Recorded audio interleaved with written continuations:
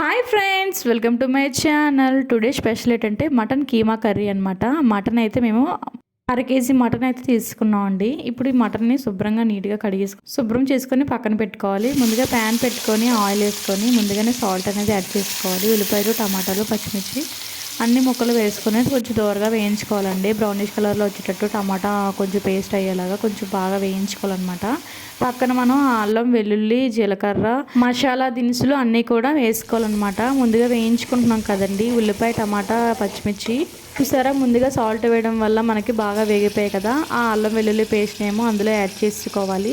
Add చేసుకున్న తర్వాత ఈ కొంచెం నూనెలో త్వరగా వేయించుకోవాలన్నమాట. అప్పుడు మనకి పచ్చివాసన అనేది రాదు. అల్లం వెల్లుల్లి పేస్ట్ ఆయిల్లో బాగా వేగడం వల్ల మనకి మంచిగా టేస్ట్ అనేది లెవెల్ పెరుగుతుంది అనమాట. చూసారా ఎంత బాగా వేగిందో. ఎందుకని చెప్పేసి ముందుగా మనం సాల్ట్ అనేది యాడ్ చేసుకున్నామండి.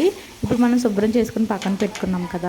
మటన్ అనేది ఇందులో యాడ్ చేసుకోవాలన్నమాట. మటన్ కైమా పీసెస్ కింద ఉన్నాయి కదా, అవి కట్ట కైమా మొత్తం అంతా యాడ్ చేసుకోవాలి. ఇది కూడా నూనెలో బాగా వేయించుకోవాలి. వేయించుకుంటే మనకి టేస్ట్ అనేది చాలా అంటే చాలా బాగా వస్తుందండి.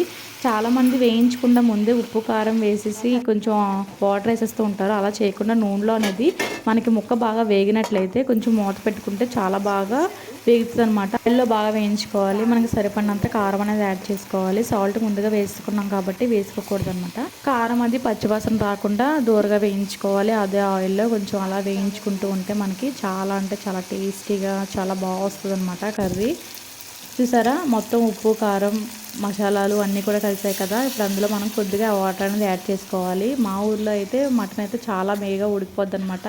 మనం కర్రీస్కి ఎలాగైతే వాటర్ వేస్తామో మా వాళ్ళు కూడా అలాగే వాటర్ వేస్తూ ఉంటారు. చూసారా, కొద్దిగా వాటర్ వేసుకుంటే మనకి బేగా అనేది ఉడికిపోతుంది. ఆ కొంచెం వాటర్ ముక్క మునిగేంత వరకు వాటర్ వేసుకొని కొంచెం అలా మూత పెట్టేసుకుంటే మనకి బేగా ఉడికిపోతుంది అనమాట. చూసారా ఎంత బాగా కలర్ఫుల్గా కనిపిస్తుందో మనకి. కొంచెం బాగా ఉడుకుతుంది, అందుకని మూత పెట్టుకొని ఒక 5-10 మినిట్స్ అలా ఉంచేసుకోవాలి.